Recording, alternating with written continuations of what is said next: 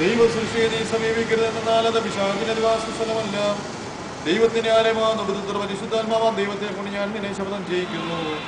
അശുദ്ധാത്മാവേ, നീ സമൂലം വേഗത്തിൽ നീ ശേഷം നീങ്ങിപ്പോവുക, മത്സരിക്കരുത്.